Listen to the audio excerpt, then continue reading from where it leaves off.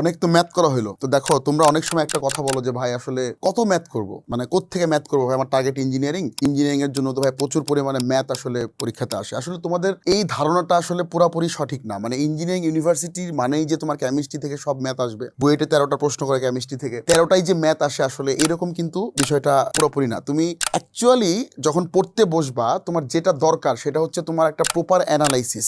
ভাই কেমিস্ট্রি জিনিসটাকে পুরাটাই ম্যাথ, মানে তোমাদের একটা ভুল ধারণা যে কেমিস্ট্রি মানেই হচ্ছে পুরাটা ম্যাথ। না ভাই, তুমি যদি একটা ইঞ্জিনিয়ারিং ইউনিভার্সিটির কোশ্চেনের ভালো ধারণা পাইতে চাও যে কি টাইপের কোশ্চেন সেখানে হয়, তাহলে তোমার যে জিনিসটা করতে হবে সেটা হচ্ছে কোশ্চেন ব্যাংক অ্যানালাইসিস করতে হবে। এখন কোশ্চেন ব্যাংক অ্যানালাইসিস করলে যে উপকারটা তুমি পাবা, দেখো তোমার 100টা ম্যাথ করার দরকার নাই। তুমি ধরো একটা অধ্যায়ের 5টা ম্যাথ করলা, দেখবা তুমি যদি ম্যাথগুলো প্রপারলি সিলেক্ট করতে পারো, ওই 5টা ম্যাথ কিন্তু তোমাকে 50টা ম্যাথের কাভারেজ দিবে। তোমার 10টা ম্যাথ কিন্তু 100 ম্যাথের কাভারেজ দিবে, 15টা ম্যাথ কিন্তু 150 ম্যাথের কাভারেজ দিবে। তাইলে তোমার যেই কাজটা করতে হবে, তুমি একটা কোশ্চেন ব্যাংক নাও। কোশ্চেন ব্যাংক নেওয়ার পর তুমি বিগত কয়েকটা বছরের কোশ্চেনগুলো আগে একটু দেখো যে আসলে কি টাইপের কোশ্চেন কেমিস্ট্রিতে ইঞ্জিনিয়ারিং ইউনিভার্সিটিগুলোতে করে। তাহলে তোমার এই কোশ্চেনগুলো আগে দেখার পর দেখবা তোমার চোখে কিন্তু একটা নির্দিষ্ট টাইপের কোশ্চেন দেখবা বারবার বারবার বারবার প্রতি বছরই কিন্তু রিপিট হয়, অথবা প্রতি বছরই একটু চেঞ্জ করে জাস্ট পরের বার একটু কোশ্চেনগুলো সেট করা হয়ে থাকে। তাহলে তুমি যখন কোশ্চেন ব্যাংকটা অ্যানালাইসিস করবা, আমি কিন্তু কোশ্চেন ব্যাংক সলভের কথা বলি নাই। সলভ মানে কি, তুমি একদিক থেকে শুরু করলে একদম শেষ পর্যন্ত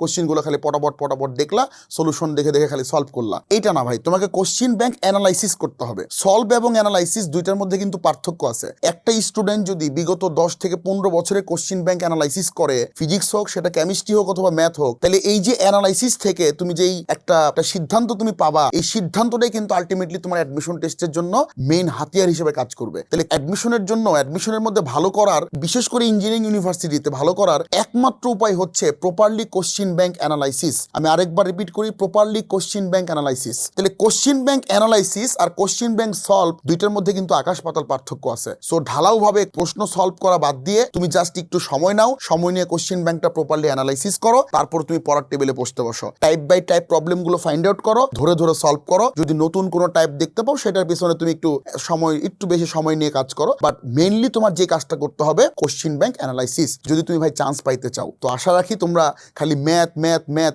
এই ধারণা থেকে বের হয়ে চলে আসো। খালি ম্যাথ মানে ইঞ্জিনিয়ারিং না রে ভাই, কেমিস্ট্রি তো পুরোটা ম্যাথ না, কেমিস্ট্রি থিওরি ম্যাথ দুইটাই আছে। সো তুমি যদি কোশ্চেন দেখো, দেখবে একটা রেশিও মেনটেন করা হয় 40-60 অথবা 50-50। হ্যাঁ, তো এই ধরনের রেশিওগুলো মেনটেন করে কিন্তু ভাই প্রশ্ন করা হয় কেমিস্ট্রি ক্ষেত্রে।